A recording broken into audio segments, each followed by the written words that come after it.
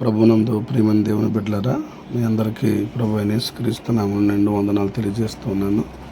యేసు ప్రభు మనకు ఇచ్చిన ఈ గొప్ప సమయాన్ని బట్టి దేవునికి మహిమ కలుగును గాక.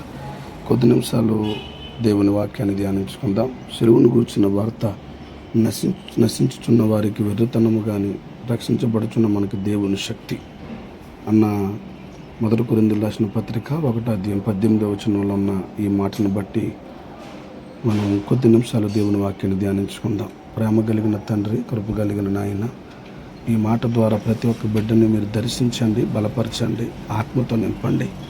నాయన, నీ సిలువలో ఉన్న శక్తి చేత ప్రతి ఒక్క జీవితాన్ని నింపి నీ నామ మహిమ కొరకు వాడుకోమని యేసయ్య నామములో అడుగుచున్నాను పరమ తండ్రి. ఆమేన్, ఆమేన్, ఆమేన్.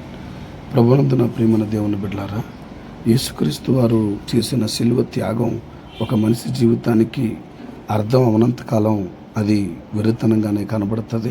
ఎందుకంటే నేను యేసు ప్రభువుని నమ్ముకోక మునుపు యేసయ్య అంటే యేసయ్య కుడి చెయ్య ఎడం చెయ్య అని అవమానించి అవహేళనగా మాట్లాడిన బలహీనమైన భ్రష్టుడిగానే నేను బ్రతికాను. కానీ యేసు ప్రభువు నీ కొరకు నా కొరకు సిలువలో ప్రాణం పెట్టాడని, ఆయన కాచిన రక్తం ద్వారా నా పాపం కడగబడిందని మనం ఎప్పుడైతే ఆ సిలువ యాగాన్ని మనం అర్థం చేసుకుంటామో, మన జీవితంలోనికి దేవుని యొక్క శక్తి వచ్చి మన పాపాన్ని ఒప్పింపు చేస్తుంది.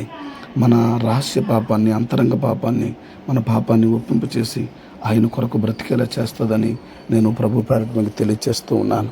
ఈ మాటలు వింటున్న నా ప్రియమైన దేవుని బిడ్డలారా, దేవుడు ఎంతైనా నమ్మదగిన వాడు. పాపంలో నశించిపోతున్న రక్షణ లేని సమస్త మానవాళిని రక్షించడానికి ఆయన శిలువ మరణం పొందాడు. ఎలా చేసింది యేసుక్రీస్తు మాత్రమే తప్ప వేరొకరెవరో కాదు.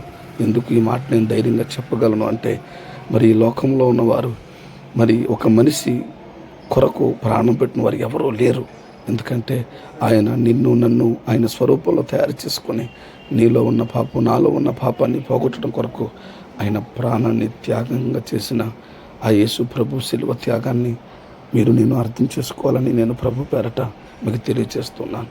ప్రభునందు నా ప్రియమైన దేవుని బిడ్డలారా, నిజమైన తండ్రి మాత్రమే తన బిడ్డలు తిరిగి వస్తారని ఎదురు చూస్తారు. కానీ లోకాశాలలో పడి నమ్మని వాళ్ళు అనేకులు ఉంటారు. కానీ వాళ్ళందరూ కూడా యేసు ప్రభు నిజమైన దేవుడని అంగీకరించాలని ఎంతో ఎదురు చూస్తూ ఉన్న ఆ కల్వరి ప్రేమ కలిగిన తండ్రి ఆ శిలువ త్యాగాన్ని మీరు అర్థం చేసుకోవాలని నేను ప్రభు పేరట మీకు తెలియజేస్తున్నాను. కానీ దేవుని ప్రేమ ఎంత అత్యున్నతమైనదంటే, నేను ఒకానొక సమయంలో యేసు ప్రభు యొక్క ప్రేమ యేసు ప్రభు నిజమైన దేవుడు అని తెలియకుండా దూరంగా ఉన్న ఆ దూరమైన అన్యజాతి వాడినైనా నన్ను ఆయన స్వరక్తం ఇచ్చి నన్ను ఆయన రక్తంతో కొనుక్కున్నాడు. ఆయన రక్తం ఇచ్చి కన్నాడని నేను ప్రభు పేరట మీకు తెలియజేస్తున్నాను. అయినా కూడా ఇంకా మనం బ్రతికి ఉన్నామంటే అది దేవుని కృపే. ఒకసారి మనం ఆలోచన చేయాలి. ఈరోజు ఈ మాటలు వింటున్న ప్రియమైన దేవుని బిడ్డ, యేసు ప్రభు నీ కొరకు ప్రాణం పెట్టాడు. ఆ ప్రాణము రక్తమే ప్రాణము. ఆయన రక్తమంతా నీ కొరకు నా కొరకు కార్చాడు. ఈ మాటలు వింటున్న నీవు ఒకే ఒక్క మాట నువ్వు ఆలోచన చేయాలి. ఏమిటి అంటే, యేసయ్య శిలువ త్యాగం ఎవరి కోసమో కాదు, అది నీ కోసమే అనే విషయాన్ని నువ్వు మర్చిపోకూడదని నేను ప్రభు పేరట దేవుని సేవకుడిగా మీకు తెలియజేస్తున్నాను. కానీ నేటి సమాజంలో క్రైస్తవులు బహుశా వెర్రివారిగా కనబడవచ్చు. కానీ ఒక దినమునందరూ తెలుసుకుంటారు ఎవరు జీవము కలిగిన దేవుడు, ఎవరు నీ కొరకు నా కొరకు ప్రాణం పెట్టారు అన్న విషయాన్ని. నువ్వు ప్రకటిస్తున్న యేసు ప్రభు ఆ కల్వరి ప్రేమని నేను ప్రకటిస్తూ ఉండాలి. ప్రకటించే క్రమంలో అనేక మంది నిన్ను వెర్రివారుగా చూడవచ్చు, అవమానించవచ్చు, హేళనగా చేయవచ్చు. ఒకసారి ఒక రిటైర్డ్ ఆర్డీఓ గారికి యేసు ప్రభు నిజమైన దేవుడు, ఆయన మీ కొరకు శిలువలో ప్రాణం పెట్టాడు, ఆయన కాచిన రక్తం ద్వారా మీ పాపాలు నా పాపాలు కడగబడ్డాయి. అయ్యా, ఆ ఆర్డీఓ గారితో చెప్పాను, అయ్యా మీరు ఎప్పుడైనా యేసు ప్రభు, ఈ బాబు ఎవరో చెప్పారు, నువ్వు నిజమైన దేవుడు కదా, నా కొరకు ప్రాణం పెట్టేవాడు కదా, నన్ను నీ కుమారుడిగా చేర్చుకో అంటే, యేసయ్య మీ హృదయంలో నివసించడానికి ఆశపడుతున్నాడు. ఆయన మీ కొరకే ప్రాణం పెట్టాడు సార్ అంటే, నా కొరకు ప్రాణం పెట్టవలసిన అవసరం ఏమీ లేదు. ఎందుకంటే నా కొరకు ప్రాణం పెట్టేవారు ఎవరు ఈ లోకంలో ఉండరు. అవసరం లేదు.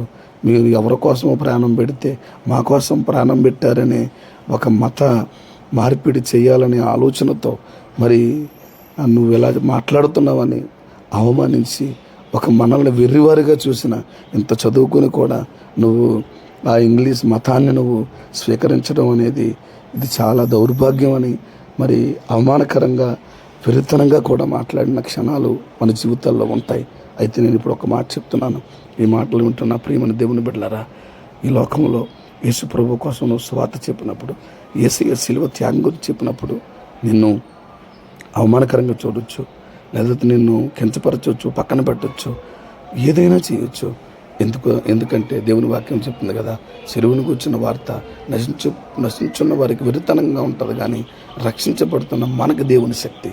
అందుకని దేవుని శక్తి మనలో ఉన్నప్పుడు అపోస్తల కార్యాలు 1:8 దేవుని వాక్యం సెలవిస్తుంది, ఆయనను పరిశుద్ధాత్మ మీ మీదకి వచ్చినప్పుడు మీరు శక్తిని పొందుతారు. ఆ శక్తి క్రీస్తుని ప్రకటించగలిగే అభిషేకంలో ప్రభు కొరకు బ్రతుకుతామని నేను ప్రభు పేరట మీకు తెలియజేస్తున్నాను. ఈ మాటలు వింటున్న నా ప్రియమైన దేవుని బిడ్డలారా, ఈ రోజు నుంచి క్రీస్తు జనన మరణ పునరుద్ధానంను ప్రకటించే ఒక పరిశుద్ధమైన పాత్రగా ప్రభు మనల్ని వాడుకోవాలని ప్రార్థన చేసుకుందాం. అందరిలో కండ్లు మూసుకొని ప్రార్థన చేద్దాం. ప్రేమ కలిగిన తండ్రి, కృప కలిగిన నాన్న, నువ్వెంతైనా నమ్మదగిన వాడు, నువ్వు శక్తిమంతుడు తండ్రి. నైనా ఈ దినం ఈ మాటలు మాతో మీరు మాట్లాడిన స్థుతులు స్తోత్రం చెల్లిస్తున్నాను. ప్రతి ఒక్క జీవితాన్ని వెలిగించండి, నీ కొరకు బలపరచండి తండ్రి. అయ్యా నైనా శిలువను కూర్చున్న వార్త నశించున్న వారికి విరుద్ధనము కానీ రక్షించబడుచున్న నాకు దేవుని శక్తినైనా. అందుకే అయ్యా నేటి సమాజంలో అయ్యా నా తండ్రి, యేసు అంటే ఎవరో తెలియక నశించిపోతున్న వారిని చూసినప్పుడు మా గుండె లోతుల్లో కన్నీటి ప్రార్థన, ఆవేదన, ఆత్మల కొరకైన ఆక్రందన, ఈ మాటలు వింటున్న ప్రతి ఒక్క జీవితాన్ని వెలిగించి నీ కొరకు నడిపించమని నిత్యం నీ కొరకు మండే జ్యోతులుగా వాడుకోండి ప్రభువా. ఈ మాటలు వింటున్న ఈ ఒక్కరి బాధ్యులకి సరిపోని నన్ను నీ కృపలో జ్ఞాపకం చేసుకోమని యేసయ్య పుణ్యనామములో ప్రార్థించి స్తుతించి బ్రతిమలాడి వేడుకుంటున్నాం పరమ తండ్రి. ఆమేన్, ఆమేన్, ఆమేన్. అందరికీ వందనాలు. Thank you. God bless you. Praise the lord.